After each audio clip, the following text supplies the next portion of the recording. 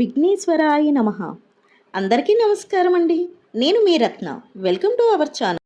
ఈరోజు మనం ఈ వీడియోలో 2025 సంవత్సరంలో ధనుర్మాసం ప్రారంభం మరియు ముగింపు తేదీలు, ఎప్పటి నుంచి ఎప్పటి వరకు ఉన్నాయి, తేదీ తిథి వార నక్షత్రం, నెలగంట ఎప్పుడు మొదలవుతుంది, అసలు నెలగంట అంటే ఏమిటి, ముక్కోటి ఏకాదశి ఎప్పుడు, ఈ మాసంలో ఎవరిని పూజించాలి అనే విషయాల గురించిన పూర్తి వివరాలు నేను మీకు ఈ వీడియోలో తెలియజేస్తానండి. వీడియోని ఎక్కడా కూడా స్కిప్ చేయకుండా చూడండి, అప్పుడే మీకు పూర్తి వీడియో అర్థమవుతుంది. అంతకంటే ముందుగా మొదటిసారి ఎవరైనా నా ఛానల్ చూసినట్లయితే తప్పకుండా నా ఛానల్ సబ్స్క్రైబ్ చేసుకోండి. పక్కనే ఉన్న బెల్ ఐకాన్ క్లిక్ చేయండి. అప్పుడే నోటిఫికేషన్ రూపంలో నా ప్రతి వీడియోని మీరు చూడగలుగుతారు. ఇంకా వీడియోలోకి వెళ్తే, ఈ మార్గశిర మాసంలో సూర్యుడు ధనురాశిలో ప్రవేశించి మళ్ళీ మకర రాశికి వచ్చే వరకు ఉండే 30 రోజులను ధనుర్మాసం అంటారు. ఈ మాసం అంటే విష్ణుమూర్తికి ఎంతో ప్రీతి. సూర్యుడు ధనురాశిలో ఉన్నటువంటి ఈ ధనుర్మాసంలో ప్రాతకాలంలో శ్రీ మహావిష్ణువుని ఒక్కరోజు పూజించిన 1000 సంవత్సరాలు పూజా ఫలితం ప్రాప్తిస్తుందని పురాణాలు తెలియజేస్తున్నాయి. సూర్యుడు ధనుసు రాశిలో ప్రవేశించినప్పటి నుంచి భోగి పండుగ వరకు ఉన్న కాలం పరమ పవిత్రమైన నెలగంట అంటారు. నెలగంటనే ధనుర్మాసం అని అంటారు. నెలగంట ధనుర్మాసం రెండు మార్గశిర మాసంలో మొదలవుతాయి. అసలు నెలగంట అంటే ఏమిటో ఇప్పుడు తెలుసుకుందాం. గోదాదేవి శ్రీరథాన్ని ఆచరించి శ్రీరంగనాథుణ్ణి చేరుకుంది. ప్రతి సంవత్సరం ధనుర్మాసం ప్రారంభమైన రోజునే నెలగంట పెడతారు.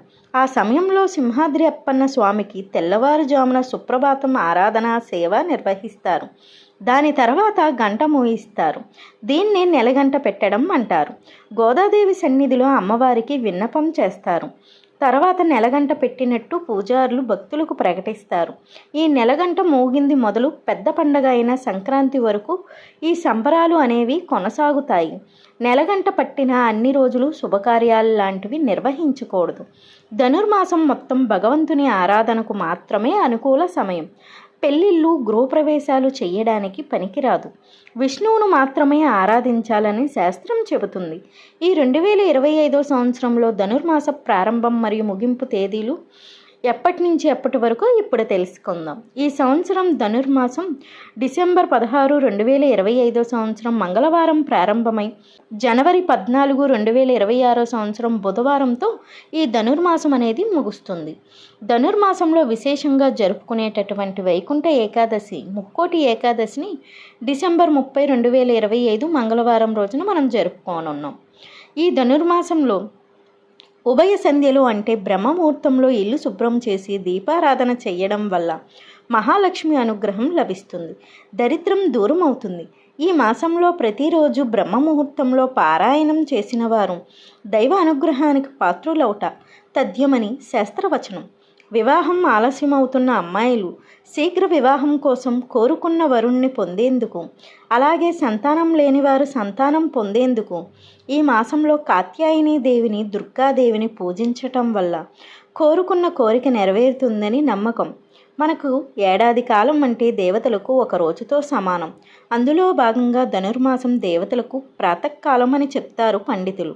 అందుకే ఈ నెల రోజులు గోదాదేవి శ్రీ మహావిష్ణువు మేల్కొలుపులో భాగంగా పాసురాలు అలపించి ప్రత్యేక పూజలు చేసింది. వేకువజాము నుంచి విష్ణువును మేల్కొలిపితే వైకుంఠ ఏకాదశి రోజు స్వామివారు నిద్రలేస్తారు. అప్పటి నుండి ఉత్తరాయణం అనేది ప్రారంభం అవుతుంది. శ్రీ మహావిష్ణువు మేల్కొలుపులో భాగంగా ధనుర్మాసం, అందుకే ఈ నెల ఎంతో విశిష్టమైంది. ధనుర్మాసం అంటే దివ్య ప్రార్థనకు అనుకువైన నెల అని అర్థం. ఆండాలు పూజలు, తిరుప్పావై పఠనం, గోదా కళ్యాణం, ఈ సందడంతా ధనుర్మాసంలోనే. తిరుమలలో ధనుర్మాసం నెల రోజులు సుప్రభాతం బదులు తిరుప్పావై పఠిస్తారు. సహస్రనామార్చనలో తులసి దళాలకు బదులు బిల్వ పత్రాలు ఉపయోగిస్తారు. ధనుర్మాసంలో ప్రతిరోజు ఉదయం సాయంత్రం దీపారాధన చేయడం వల్ల లక్ష్మీదేవి అనుగ్రహం లభిస్తుంది. విష్ణు కథలను చదవడం, తిరుప్పావై పఠించడం ఈ నెల రోజులు చెయ్యాలి. అలా చేయలేని వారు 15 రోజులు, 8 రోజులు లేదా కనీసం ఒక్కరోజైనా ఆచరించవచ్చు. ఈ నెల రోజులు విష్ణువును పూజించి చక్కెర పొంగలి, పొలగం, దద్దోజనాలను నైవేద్యంగా నివేదించాలి. అలాగే అగ్నిపురాణం ప్రకారం ధనుర్మాసంలో విష్ణు సంబంధ ఆలయానికి వెళ్ళినప్పుడు ఆలయంలో ఏదైనా దానం ఇవ్వాలి. అది పూజా వస్తువు కావచ్చు లేదా ధనాన్ని దానంగా ఇవ్వచ్చు. ఇదండి ఈరోజు వీడియో. ఈ వీడియో కనుక నచ్చినట్లయితే లైక్ చేయండి, షేర్ చేయండి, అలాగే మన ఛానల్ని సబ్స్క్రైబ్ చేసుకోండి. మళ్ళీ మరో కొత్త వీడియోతో కలుసుకుందాం. Thank you for watching.